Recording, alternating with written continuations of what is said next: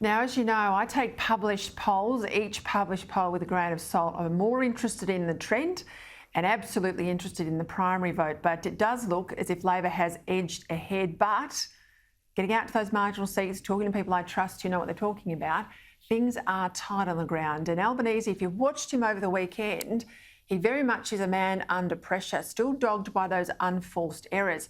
Have people made up their minds? Or is this election still up for grabs? Let's bring in someone who has her ear to the ground and she's been out and about with mainstream Australians. It's Word on the Street with Erin Molan. Erin, great to have you as always. The leaders' debate last night, I thought it was an absolute mess. I think neither one of them came off looking like they were leadership material. What do you think real people would have made of last night? Yeah, good evening, Peter. I guess if you're in the media, then you love reading all the stories that are either critical or complimentary of Channel 9's coverage and the way they put that program together. But if your biggest headlines in every single newspaper are about the coverage, then what that says to me is that both the opposition leader and the Prime Minister have completely failed to land any blows, have completely failed to cut through on anything they actually said or did during the debate. And for Anthony Albanese, that doesn't seem to matter. It doesn't matter what he says or what he does. The polls, he's not being hurt in the polls. And I hope that what you said is true, that it's a lot closer. I'm sure it is. But for Scott Morrison, he's running out of time to cut through with voters, to make an impact. We asked voters, well, first of all, whether or not they watched, and secondly, what they thought. I found that really funny, how they kind of like arguing like kids. Maybe I'll go for Scott Morrison. Yeah, because I don't think Albanese is a good guy for leadership. I don't know who I'm going to vote for. Hopefully it's neither of them. Like, as an American coming over from, like, here, our political catastrophe, like, people not being informed is just scary, really, when it comes to politics. It is a problem because nobody's actually addressing the real issues. They're dancing too much around the questions. They will not answer the questions correctly. And there are not too many journalists on the interview stakes that will hammer home that question. And they just dance around it. They just will not answer the questions.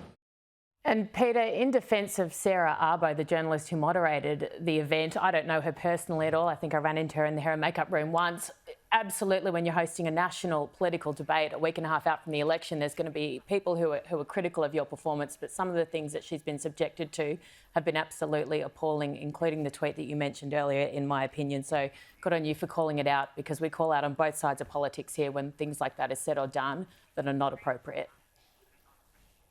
Yeah, I don't like the tweet, but I also think she could have done a better job. I think she was out of her depth, but I could talk about that all night. All right, let's go to an interview I just did with a candidate for Paterson. It's the seat held by Labor. She's a Liberal. Her name is Brooke Vitnell. I went through her background, but she's a long-standing local. She's pretty impressive. She's a lawyer, but she's copped this terrible sexist abuse based on her appearance. It's much the same as we saw Zoe McKenzie cop in the seat of Flinders. This is a topic close to your heart. There's a real pattern here for conservative women, and I suspect it puts off women on my side of politics from putting their hand up. What do you think? Oh, absolutely. And you and I have spoken about this issue many times, both on and off camera. And I'm battle-hardened in this space, well and truly. I was part of rugby league for 11 years, very male-dominated. And what always struck me about the things that would be written or said about me, generally anonymously, which is the exact same situation here, is that it never focused on the substance of what I was doing or what I was saying about rugby league. It was on my appearance, and it was words similar to that are being used at the moment. And I just watched your interview with her. She's incredibly impressive. She's super smart. And I'd say to the drongos out there, you can be really attractive and really intelligent. It's not mutually exclusive. It's cheap and it's tacky and enough, regardless of what side you're on. But of course, the feminists would be outraged by this if she wasn't a Liberal candidate. But we're still waiting to hear their outrage.